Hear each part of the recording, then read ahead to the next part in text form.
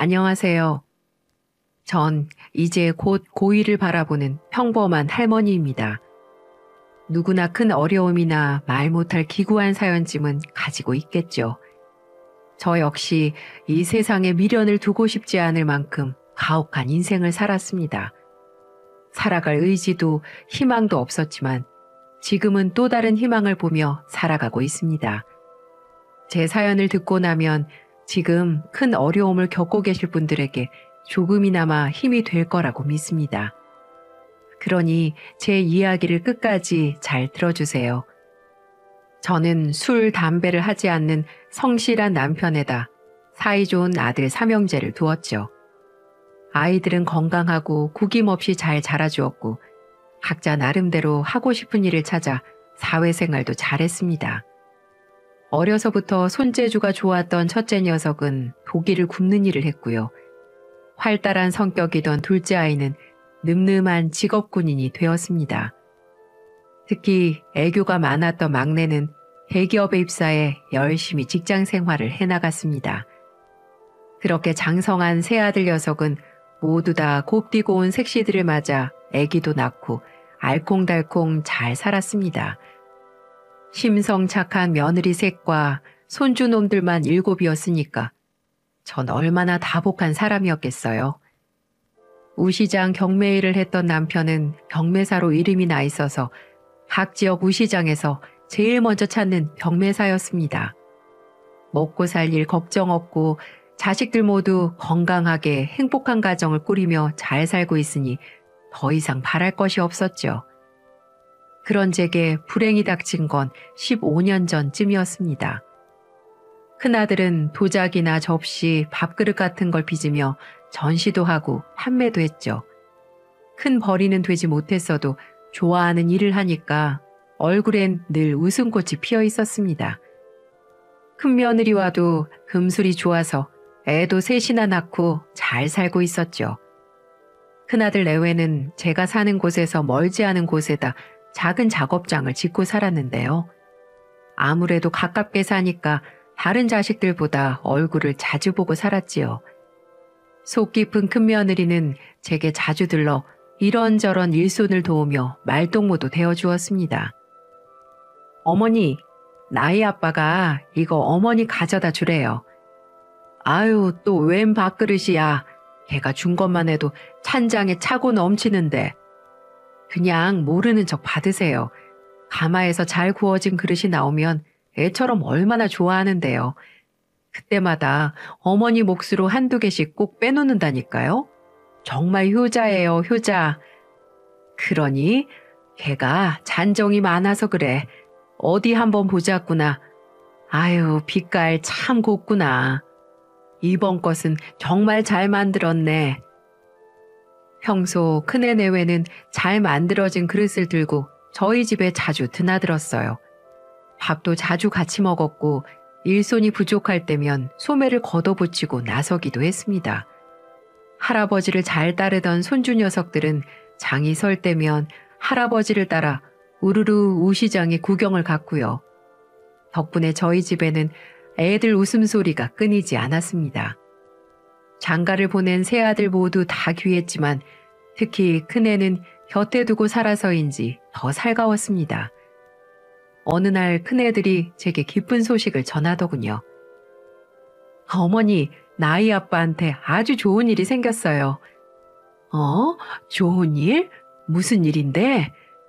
나희 아빠 작품을 서울에서 전시하고 싶대요.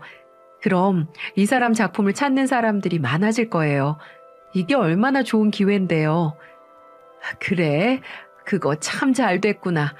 큰애야, 축하한다. 머쓱해 하면서도 좋아하던 큰아들은 열심히 전시 준비를 했고 가족들도 큰아들의 작품 전시회를 손꼽아 기다렸습니다. 직업 군인이었던 둘째는 형의 전시회를 구경 가기 위해 특별히 휴가까지 냈을 정도였으니까요. 서울의 유명한 전시장에서 전시회를 갖게 된 큰애는 들떠 있었어요. 흙을 빚는 손길은 더욱 세심했고 가마에 장작불을 떼는 손길은 지극했습니다. 공들여 완성된 작품이 성에 차지 않는다며 망치로 부수기도 하고 마음에 썩 드는 그릇이 나올 때면 이리저리 비춰보며 한박 웃음을 짓기도 했죠. 전 큰 녀석이 그렇게 설레어하는 모습을 흐뭇한 눈으로 담았습니다. 그런 정성이라면 전시회를 잘 마칠 수 있을 거라며 너무 긴장하지 말라고 응원해 주었죠. 응, 엄마, 걱정하지 마요. 이번에 전시회 잘 마치면 아버지랑 여행 한번 보내드릴게. 여행 안 보내줘도 되니까 네 실력대로 최선을 다해서 해. 엄만 그거면 돼. 알겠어요. 전 준비할 게 많아서 내일 바로 서울로 넘어가요. 엄만 애들 엄마랑 당일에 오실 거죠? 그래야지. 우리 장남 전시회인데 당연히 가야지. 아버지랑 둘째랑 다 같이 가기로 했다. 그날 보자꾸나. 네, 엄마. 전시회를 꼭 나흘 앞둔 날이었습니다. 작은 트럭에다 자기 작품을 싣고 서울로 출발한 큰애가 병원에 있다는 소식을 받았습니다. 교통사고였다더군요. 큰애가 탄 트럭이 급히 추월하던 건설용 화물차와 충돌한 사고였어요. 온 식구가 정신없이 큰애가 실려갔다는 서울의 모 병원으로 달려갔습니다. 하지만 생떼 같은 내 새끼는 싸늘하게 식어 있었습니다. 의사는 최선을 다해봤지만 소생시킬 수 없었다며 고개를 숙이더군요. 너무 많이 다친 상태로 병원에 도착해 손을 쓸 수 없었다고 말했습니다. 아들의 차가운 시신을 확인한 큰며느리는 발을 동동 구르며 울부짖었고요. 전 그 자리에 주저앉아 꺽꺽 통곡을 했습니다. 하지만 아무리 그런데도 죽은 자식이 살아 돌아오진 않더군요. 마누라와 어린 새끼들을 내버려 두고 부모보다 먼저 세상을 떠난 이 불효막심한 그놈은 다시는 눈을 뜨지 않았습니다. 교통사고를 조사하던 경찰관이 당시 교통사고 현장을 찍은 사진을 보여주더군요. 종이장처럼 구겨진 큰애의 트럭과 그 주변으론 몇 달을 공들여 만든 도기와 그릇의 파편들이 산산이 흩어져 있었습니다. 자신의 전시회가 열린다는 사실에 아이처럼 기뻐하던 얼굴이 생생했어요. 며칠 전까지만 해도 제 손을 꼭 잡고 여행을 보내주겠다고 장담했는데 애미가 끓여준 북엇국이 세상에서 제일 맛있다며 금방 국그릇을 비웠었는데 차갑게 식은 아이의 몸에다 수의를 입히고 연포로 꽁꽁 싸매는 일은 다시는 떠올리고 싶지 않을 만큼 지옥 같은 시간이었습니다. 손톱을 뽑아내고 살점을 떼어내도 자식을 잃은 아픔만큼 고통스럽지는 않을 겁니다. 전 그 참담한 현실을 받아들일 수 없어 몇 번이나 까무러쳤지만 결국 아들을 보내야만 했지요. 남편을 잃은 큰며느리는 거의 반실성한 사람처럼 정신을 차리지 못했습니다. 하지만 손주들을 위해서라도 정신을 차려야 했습니다. 아들놈은 야속하게 떠났지만 산 사람은 또 꾸역꾸역 살아가야 하니까요. 전 그런 며느리의 손을 붙들고 사정했습니다. 큰애야, 정신 차려야 한다. 마음 단단히 먹어야 해. 이제 애들이랑 살아야 하잖니. 그러니까 정신 차려야 한다. 어머니, 저 이제 어떡해요? 나이 아빠 없이 어떻게 살아요? 네? 어떻게든 살아야지. 힘들고 죽고 싶겠지만 그래도 살아야지. 자식을 잃은 애미와 남편을 잃은 아내의 마음이 다를 게 뭐가 있을까요? 전 큰며느리를 부둥켜 안고 날이 새도록 울고 또 울었습니다. 시간이 약이라고 했던가요? 큰애를 황망히 떠나보내고 처음엔 물 한 모금도 넘기기 힘들었지만 시간이 지날수록 밥숟가락이 입에 들어가더군요. 괴로운 현실이 점점 받아들여지고 조금씩 일상을 되찾는 제 자신이 서글펐지만 전 입술을 꽉 꿰물었습니다. 이제 혼자 남은 며느리와 손주들을 봐서라도 넋을 놓고 있을 수만은 없었으니까요. 일부러 큰애 집에 가서 흐트러진 살림도 챙기고 손주들도 돌봤습니다. 며느리가 얼른 슬픔을 견디고 제자리로 돌아오길 곁에서 챙기고 보듬어 주었습니다. 어머니, 저 이제 괜찮아요. 이제 나이 아빠 못까지 애들 키우면서 열심히 살아야죠. 너무 걱정 마세요. 어머니, 그리고 오늘부터 제가 어머니 모시고 살게요. 집에 있으면 남편 생각이 너무 많이 나서 힘들어요. 눈 뜨면 여보 밥 먹어. 이 소리가 귀에서 맴돌고 눈 감으면 제 옆에서 자고 있는 남편 생각이 나서 미칠 것만 같아요. 그러니 어머님 옆에서 있게 해주세요. 며느리는 아들의 빈자리로 인해 정신이 나간 사람처럼 힘들어 보였습니다. 결국 이상한 생각을 할까봐 집으로 들일 수밖에 없었죠. 그렇게 1년이 지나고 며느리도 손녀딸도 이제 현실을 인정하고 적응해 나가더군요. 손녀딸은 아빠를 찾긴 했지만 그래도 남들 여느 아이처럼 밝게 자라주었습니다. 하지만 언제까지 며느리를 이런 총구석에 인생을 낭비하게 할 수는 없었어요. 이 험난한 세상, 남편 없이 홀로 애를 키운다는 게 얼마나 고되겠습니까? 까마득하게 남은 창창한 인생, 남편도 없는 총구석에서 썩게 하고 싶진 않았어요. 그네 첫 제사를 지내고 며칠 후 전 며느리를 조용히 불렀습니다. 그리고 제 속마음을 조심스럽게 꺼냈죠. 이거 받아라. 이게 뭐예요, 어머니? 그놈은 죽고 없지만 너랑 애들은 살아야 하지 않겠니? 그래서 주는 거야. 이 돈 가지고 사돈댁 근처에서 자리 잡고 새 출발하거라. 새 출발이요? 그게 무슨 말씀이세요? 새 출발 안 하면 그럼 남은 인생 혼자 쓸쓸하게 살다 가려고 했어? 여자 혼자 애 키우는 게 어디 쉬운 줄 아니? 듬직하고 좋은 남자 만나서 다시 의지하고 살아야지. 어머니, 무슨 소리예요? 애 아빠 떠난 지 얼마나 됐다고 좋은 남자를 만나다녀. 전 그럴 수 없어요. 그럼 평생 과부로 살 거야? 네 새끼는 어떻게 키울 건데? 이것도 운명이다. 내 아들놈은 갈 때 됐으니 하늘에서 데려간 거야. 살 사람은 살아야 되지 않겠니? 잔말 말고 내 얘기 들어라. 하지만 며느리는 제가 그렇게 모질게 말을 해도 꿈쩍도 하지 않았어요. 그래서 저는 마음에도 없는 소리를 하기 시작했습니다. 이년아, 내가 언제까지 널 보살펴줘야 되니? 넌 눈치도 없어? 아직 나이도 젊은 것이 왜 빈대처럼 빌붙어서 살라고 그래? 너만 보면 답답하고 귀찮아서 요즘은 짜증이 나. 그러니 제발 떠나라고. 내가 안 보이는 데서 새 인생 살란 말이야. 어머니, 어떻게 말을 그렇게 하실 수가 있어요? 제가 뭐 잘못했나요?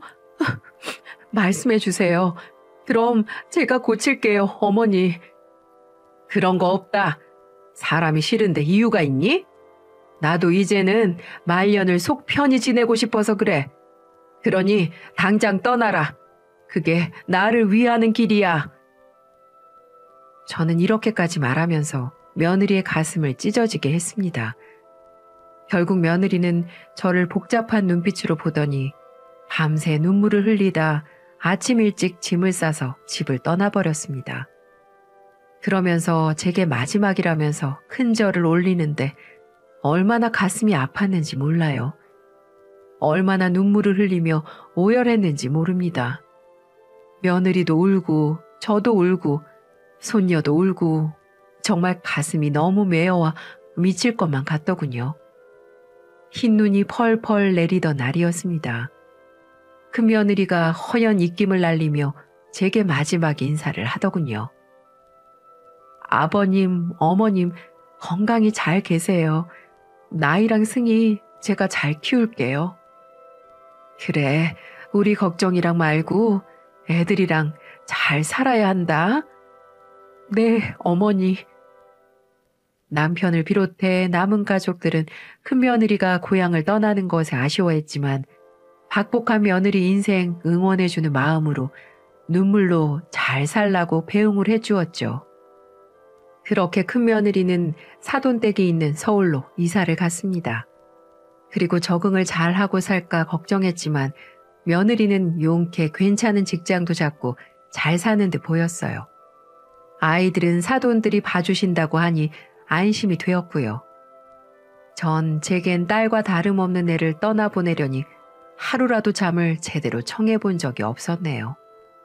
괜히 대문 밖을 내다보고 괜히 전화기 앞에서 수화기를 들어보고 며느리와 손녀딸들의 목소리가 너무 듣고 싶어서 그때마다 얼마나 가슴을 팍팍 치며 울었는지 모릅니다.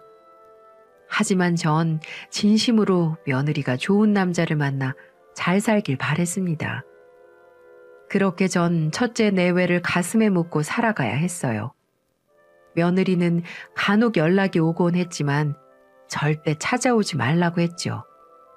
며느리의 얼굴을 보면 제가 버선발로 나가 제발 다시 돌아와 달라고 이런 말을 할 것만 같았거든요. 그저 마음속으로 세상을 떠난 첫째 아들의 목까지 잘 살아주길 빌고 또 빌었습니다. 그렇게 시간이 또 흘렀고 몇 년이란 세월이 훌쩍 지나갔네요. 그런데 모질고 모진 인생은 제게 또 크나큰 시련을 안기더군요. 둘째 며느라이는 청천벽력 같은 소식을 전해왔습니다. 포병부대에서 장교로 근무하던 둘째 아들이 훈련 도중 사고를 당했다는 소식이었어요. 야간 훈련 도중 커다란 포신에 짓눌려 그 자리에서 숨을 거뒀다는 것이었습니다. 참으로 기가 막혀서 말도 나오지가 않더군요.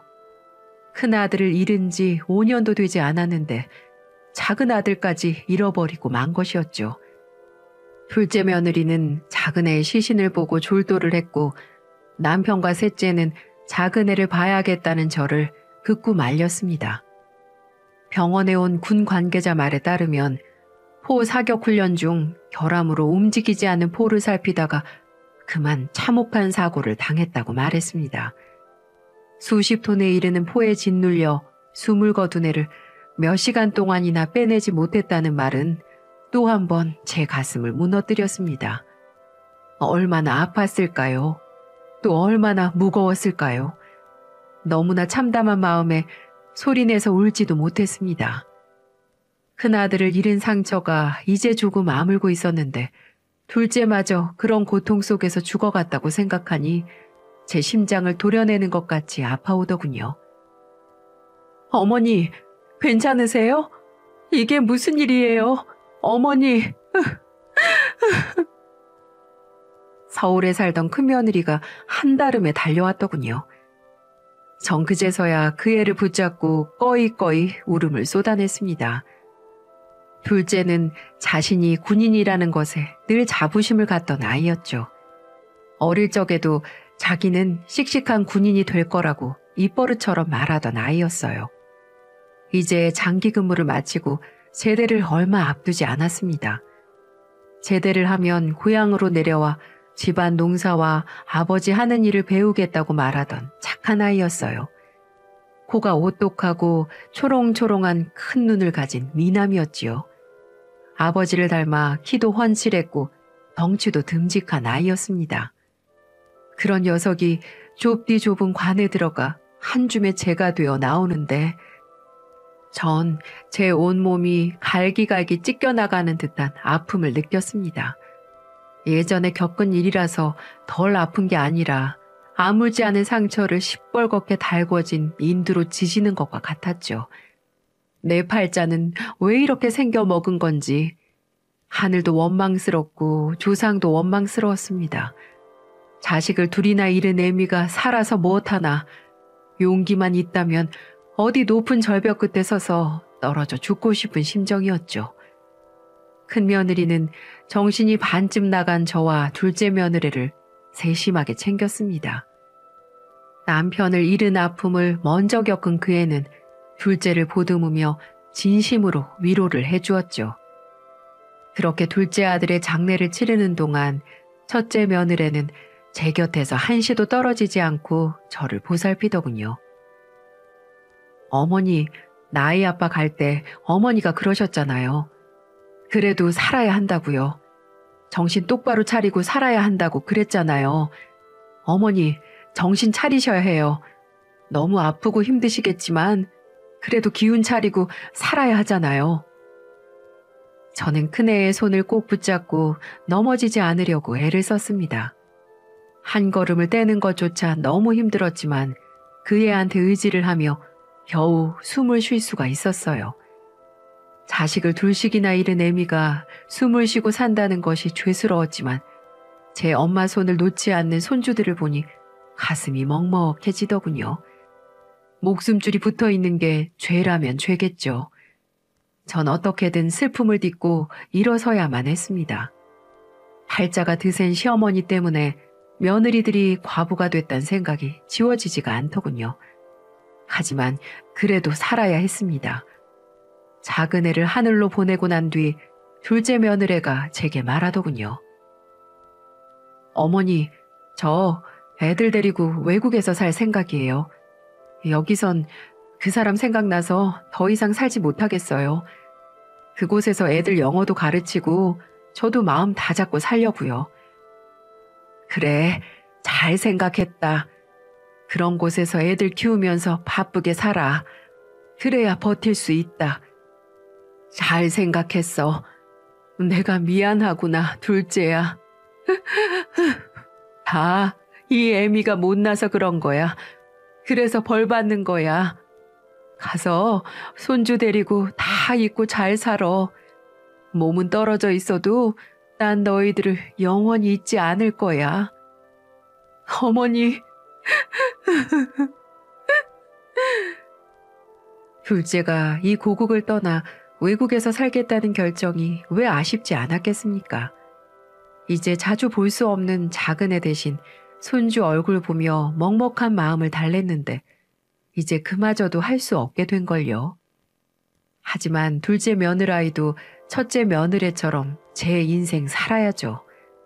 세상에 없는 남편 때문에 자신의 인생을 제대로 살지 못하는 건 아니라고 생각했습니다. 전 둘째한테도 외국에서 자리 잡는 데 보태 쓰라며 적지 않은 재산을 떼어주었습니다. 둘째에는 극구 받지 않으려고 했지만 형제들 공평하게 다 나누어 주는 거니까 부담 갖지 말고 가져가라고 했습니다. 부지런한 남편과 함께 성실히 모아온 재산이었지만 아들 자식들을 잃은 마당에 우리 두 사람 노후가 뭐가 그리 중요하겠습니까?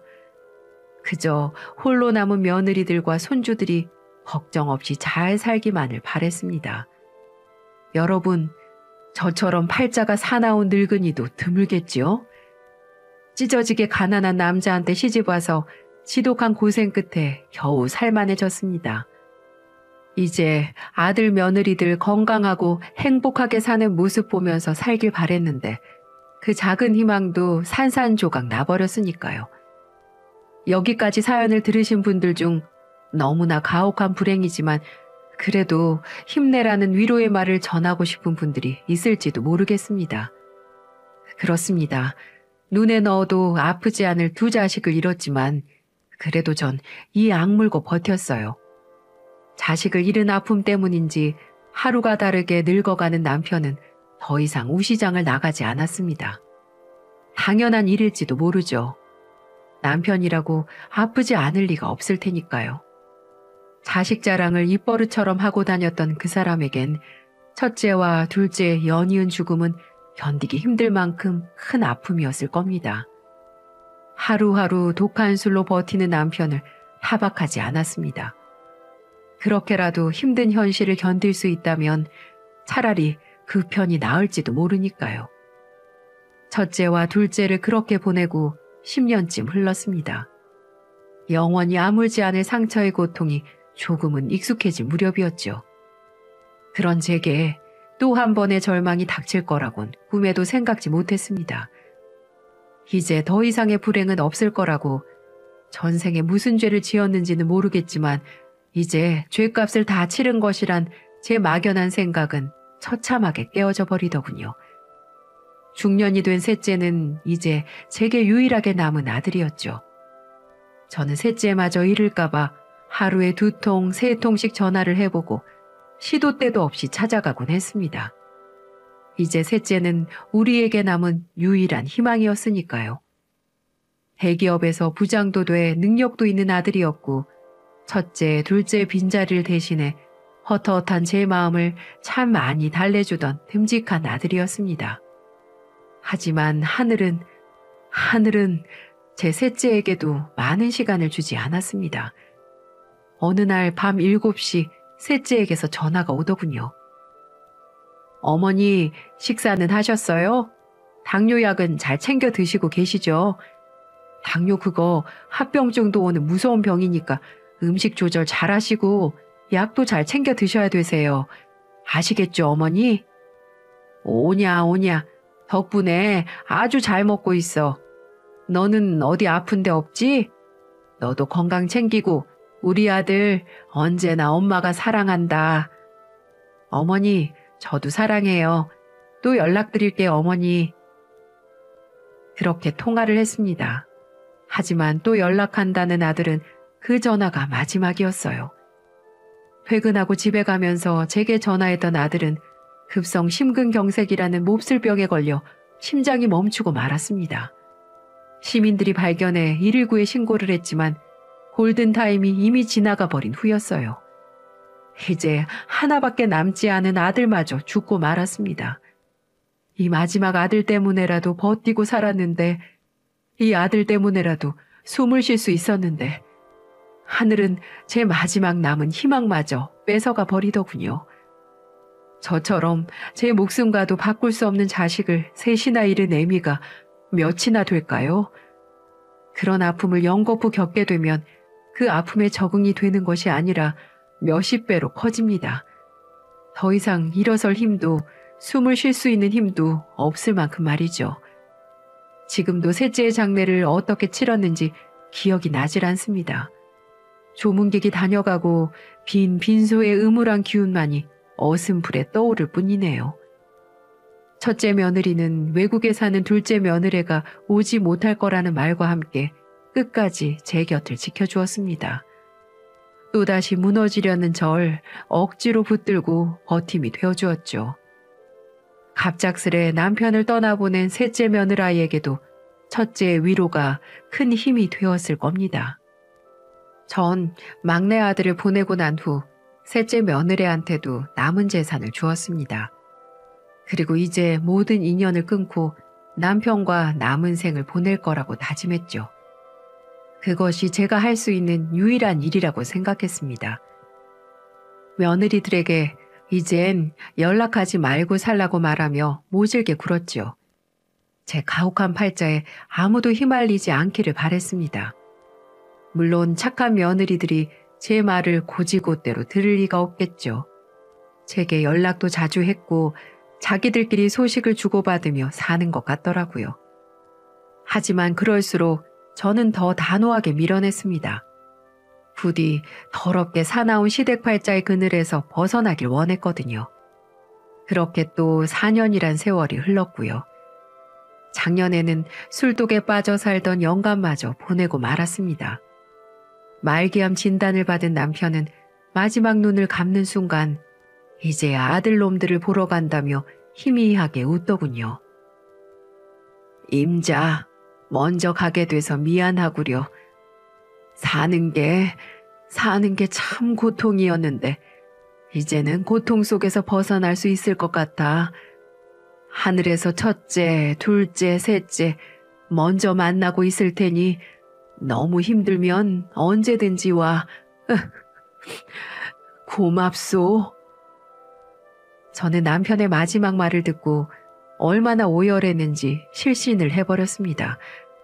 아들을 잃은 슬픔에 매일같이 울며 술을 먹던 사람, 악몽을 꿀 때마다 술을 찾았던 남편은 그렇게 자신이 원하던 대로 아들 곁으로 가고야 말았어요. 며느리들은 시아버지의 마지막 가는 길을 지켜주었습니다. 어떻게 알고 왔는지 이번에는 외국에 살고 있는 둘째까지 함께 와서 마지막 가는 길을 배웅해 주었습니다. 그렇게 단출한 장례를 마치고 전 며느리들을 불러 모아 이렇게 말했어요. 이젠 내가 죽었다는 소식을 들어도 오지 마라. 이 박복한 시애미 팔자 담지 말고 좋은 곳에서 좋은 것만 보면서 살아라. 내 말 허투루 듣지 말고 난 이제 너희들이랑 연락 끊고 살 거다. 그러자 큰며느리가 냉정한 제 말에 핀잔을 주더군요. 어머니, 왜 자꾸 그런 말씀을 하세요? 이제 아버님도 안 계시는데 우리끼리 왕래하면서 얼굴 보고 살면 되죠. 됐다. 아들을 셋이나 보내고 남편까지 떠난 마당에 왕래는 무슨. 이젠 이 모든 걸 끊어버릴 셈이다. 깊은 산속에서 조용히 살다가 죽으련다. 그러니까 니들도 지긋지긋한 이 시애미 잊어버리고 니들 인생 살아라. 어머니! 애들은 매몰찬 저를 붙들었지만 전 끝까지 고집을 부렸습니다. 저라고 왜 며느리들과 손주들 얼굴 보면서 살고 싶지 않겠습니까? 팔 다리가 전부 떨어진 것 같이 너덜너덜한데 왜 누구에게라도 의지하고 싶지 않겠습니까? 하지만 두려웠습니다. 제 독한 팔자가 며느리들과 손주들에게 해라도 끼칠까봐 무서웠어요. 그냥 저 혼자 남은 인생 살고 조용히 떠나면 될 거라고 생각했지요. 그것이 최선이라고 생각했습니다. 그렇게 전 남편을 떠나보낸 후 모든 걸 정리했어요. 속세와의 인연을 모질게 끊어내버리고 알고 지내던 스님이 계신 남자로 거처를 옮겼습니다. 당연히 며느라이들에겐 한마디도 하지 않았고요. 이것으로 애들이 편안하게 잘 살기를 바랬습니다. 깊은 산자락에 자리 잡은 자그만 사찰에서 일손을 거들며 살았습니다. 공양간에서 음식도 만들고 마당도 쓸고 석굴에 초도 갈았죠. 그렇게 봉행과 예불을 드리며 기구한 제 삶을 위로했습니다. 며느리들과 손주들이 무탈하게 잘 살기를, 이제 부처님 곁에 있는 아들 삼형제와 남편이 편안하게 잘 지내기를 빌고 또 빌었습니다. 그렇게 한 계절을 모두 보내고 꼬박 1년이란 세월이 흘렀습니다. 전 그 전날 첫째 아들의 꿈을 꿨어요. 너무나 생생해서 전부 기억이 날 정도로 말이죠. 어머니, 이제 그만 힘들어 하시고 귀인의 손길을 뿌리치지 마세요. 남은 인생 그 귀인 덕분에 좋은 일이 있으실 거예요. 우리가 하늘에서 돌봐드리겠습니다. 아들은 제게 귀인이 올 거라고 했어요. 그때는 전 속세를 떠나 사찰에서 지내고 있었습니다. 아무도 찾지 못할 그곳에서 남은 생을 마무리하고 싶어서였죠. 그리고 정말 그날 오후 뜻밖의 손님이 찾아왔더군요. 어머니! 아니 큰애야, 여기는 어떻게? 바로 큰며느리였습니다. 어떻게 제가 머무는 곳을 알았는지 그렁그렁한 눈으로 제 손을 맞잡더군요. 제가 어머니 계신 곳이 어딘지 못 찾을까 봐서요? 여기 이 사찰 예전에 나이 아빠랑 한 번 온 적이 있잖아요. 어머니가 어렸을 적부터 있던 곳이었다고 말씀하셨잖아요. 너무 오래돼서 기억도 나지 않는 일을 용케 떠올린 모양입니다. 그동안 연락을 끊고 잠적한 저를 찾아 이곳저곳을 수소문한 것 같더라고요. 나 찾지 말라고 했잖니. 여기까지는 못하러 온 거야. 어머니, 아무리 생각해도 이건 아닌 것 같아요. 저랑 같이 내려가세요. 동서들이랑 이야기 다 끝냈어요. 이야기를 끝내다니 그게 무슨 소리니? 우리 다 같이 모여 살기로 결정했어요. 작은 동서도 애들 데리고 한국으로 돌아왔고요. 막내 동서도 좋다고 했어요. 이제 어머니만 오시면 돼요. 뭐? 아니 그럼 너희 셋이 애들 데리고 다 같이 살겠다는 말이니? 네, 다들 혼자 사는 거 싫대요. 그래서 모여서 사는 걸로 합의 봤어요. 벌써 널찍한 집도 계약했어요, 어머니. 망치로 머리를 맞은 듯 어리둥절 하더라고요. 아무리 사이가 좋다곤 하지만 형님 동서 사이가 한 집에서 애들 키우며 사는 일이 어디 쉬운 일이겠습니까? 아유, 걱정 마세요, 어머니. 여자들끼리 모여 살면 시끌벅적하겠죠. 하지만 사람 사는 게 다 똑같죠, 뭐. 애들 아빠가 살아있어도 지지고 볶으며 살았을 텐데 혼자 외롭게 사는 것보다 과부들끼리 이렇게 모여 사는 게 훨씬 더 낫잖아요. 안 그래요? 천연덕스럽게 웃으며 말하는 큰애를 보며 저도 피식하고 웃음이 새어나오더라고요.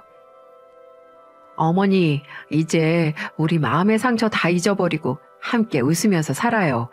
손주들 크는 것도 보고 며느리 늙는 것도 보면서 살자고요. 네? 제게 내민 며느리의 손길은 참 오랜만에 느껴보는 따뜻함이었습니다. 그동안 꽁꽁 얼어붙어 있던 제 마음이 녹아내리더군요. 예전처럼 가족들과 함께 하하호호 웃으며 살 수 있다면, 오래 남지 않은 여생을 그렇게 보낼 수만 있다면 얼마나 좋을까요? 하지만 선뜻 나설 수가 없었습니다. 혹시라도 제가 불행을 또 몰고 오게 되지 않을까 걱정이 됐거든요. 하지만 큰며느리는 망설이는 제게 이렇게 말하더군요. 어머니, 내게 닥친 불행의 의미를 두면 괴로움이 더 커지는 거래요. 그러니까 그런 생각하지 마시고 저희와 함께 살아요. 전 큰며느리의 그 한마디에 마음을 고쳐먹었습니다. 그리고 그날 짐을 챙겨 사찰을 떠났고 지금까지 새 며느리들과 한 집에 모여 살고 있습니다. 과부들끼리 모여 사니까 어떠냐고요? 네, 너무 즐겁습니다. 하루라도 시끄럽지 않은 날이 없고 크고 작은 일들이 끊임없이 일어나지만 지금은 너무 즐겁습니다. 며느리들과 저는 서로 아픈 상처를 어루만져 주면서 웃으며 살고 있답니다. 여전히 먼저 간 아들과 남편이 그립지만 딸 같은 며느리들을 자식 삼아 잘 지내고 있어요. 가끔은 제가 머물던 사찰에 들러 아들들과 남편을 위해 초도 밝히고 기도도 합니다. 참 이상한 일이죠. 여러분, 제 사연이 어떻습니까? 참 기구한 인생살이죠. 그래도 이런 지난한 인생을 살아오면서 한 가지 깨달은 것이 있다면요. 아무리 견디기 힘든 일이 있어도 참고 인내하면 언젠가는 웃을 일이 생긴다는 것입니다. 혹시 제 사연을 듣고 계신 분들 중 몹시 힘든 일을 겪고 계시다면 이 말씀을 꼭 전해드리고 싶습니다. 저는 아들 셋을 잃었지만 딸을 셋을 얻었어요. 언제까지 이 생활을 만끽할진 모르겠지만 이런 행복을 주는 며느리들 때문에 하루하루 감사히 생각하며 인생을 살아가고 있답니다. 이제 제 사연을 마치려고 합니다. 이 사연을 보시는 모든 분들도 부디 건강하시고 간절히 원하면 이루어진다는 말이 있죠. 정말 슬프거나 외로울 때 먼저 떠나보낸 가족들이 그리운 분들에게 제 사연이 도움이 되셨으면 좋겠습니다. 다들 건강하시고 행복하시길 바랍니다. 저도 남은 인생 즐겁게 살도록 노력하겠습니다.